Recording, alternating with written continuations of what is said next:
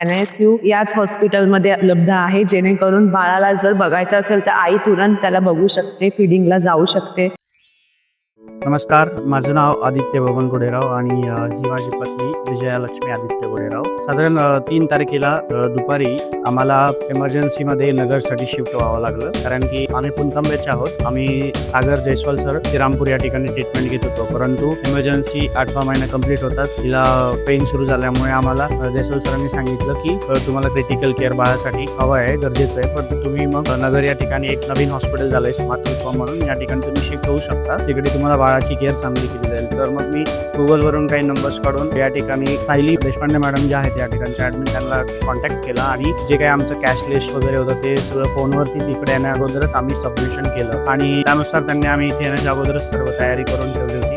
ज्यावेळेस आम्ही या ठिकाणी आलो 2-3 वाजता, तर या ठिकाणी जे MD आहेत डॉक्टर मते सर, त्यांच्याशी आमची भेट झाली आणि त्यांनी इमिडिएट मग सर्व तपासण्या वगैरे पुन्हा करून घेतल्या, सोनोग्राफीज वगैरे सगळं केलं. आम्हाला सजेस्ट केलं की आपण संध्याकाळपर्यंत बघूया अजून काही औषध देता आहेत का, पण इमर्जन्सी 8 वाजून मग 47 मिनिटांनी त्यांनी माझ्या वाईफला डिलेव्हरीसाठी घेतलं आणि विदिन 30 मिनिट्स आमचं बेबी जे आहे या जगामध्ये आलं. आणि बेबी जगामध्ये आल्यानंतर त्याला कुठल्याही प्रकारच्या NICUची क्रिटिकल केअरची जास्त गरज नाही पडली. विदिन 12 आवर्स त्याचा ऑक्सिजन सपोर्ट रिमूव्ह केला गेला. खूप छान आमचा एक्सपिरियन्स होता आणि नंतर माझी वाईफ तिचा वैयक्तिक एक्सपिरियन्स शेअर करेल. Thank you so much. नमस्कार. खरं तर खूप वेगळा अनुभव होता, पण अनुभव सुंदर होता. जसं फिजिकल पेन होतं, पण मॉरल सपोर्ट जो हवा होता, जो आपण फॅमिलीकडून एक्सपेक्ट करतो तो आपल्याला मिळतोच. पण हॉस्पिटलमधून जे स्टाफ असतात किंवा डॉक्टर असतात किंवा बाकीचे नर्स असतात, ज्या पद्धतीने ते पॉझिटिव्ह एन्करेजमेंट पद्धतीने बोलत असतात, जेणेकरून आपल्याला एनर्जी भेटते,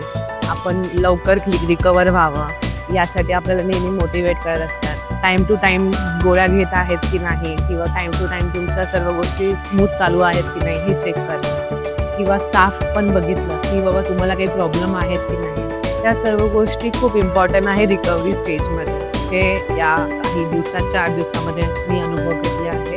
आणि त्या अनुभवामध्ये मला खरंच खूप छान वाटलं आहे. हॉस्पिटलमध्ये एन्व्हायरमेंट क्रिएट करणं एका पेशंटसाठी खूप इम्पॉर्टंट आहे आणि जे पण या हॉस्पिटलमध्ये आले आहे त्या सर्वांना अशाच पद्धतीने ट्रीटमेंट मिळत आहे. आणि मी स्वतः जनरल वॉर्डमध्ये ॲडमिट होती, तर मी पाहिलं की सगळ्यांसोबत खूप छान पद्धतीने अशी ट्रीटमेंट दिली गेली होती. आणि थँक्यू सो मच की आम्हाला तुम्ही या पद्धतीने सपोर्ट केला. सो ज्या कारणासाठी आम्ही हॉस्पिटलमध्ये आलो होतो, मेन म्हणजे की माझं इमर्जन्सी केस होती आणि बाळाला NICUची जर गरज भासली तर मग धावपळ न करता अशा ठिकाणी जाणं गरजेचं होतं, जिकडे आम्हाला मम्मी आणि बाळ एकत्र असणं गरजेचं आहे. म्हणून आम्ही या हॉस्पिटलची निवड केली, जेणेकरून बाळ आमच्या जवळ राहील आणि त्याला पण एक छान ट्रीटमेंट मिळेल आणि त्याची काळजी घेऊ शकते, जेणेकरून कुठल्याही प्रकारचं स्ट्रेस किंवा अशी दुरावा निर्माण नाही होणार. या पद्धतीने या हॉस्पिटलमध्ये ट्रीटमेंट दिली गेली होती. आणि खूपदा मी पाहिलं की वेगवेगळ्या हॉस्पिटलमध्ये आईचे हॉस्पिटल वेगळं असतं किंवा बाळ वेगळ्या हॉस्पिटलमध्ये ॲडमिट असतं, तर अशी कुठलीच गरज भासली नाही. पण इथे सगळं एकत्र असल्यामुळे आम्ही बाळाला पाहू शकत होतो, बाळाजवळ जाऊ शकत होतो आणि तिथे बाळाला पण ट्रीटमेंट सुंदररित्या दिली गेली.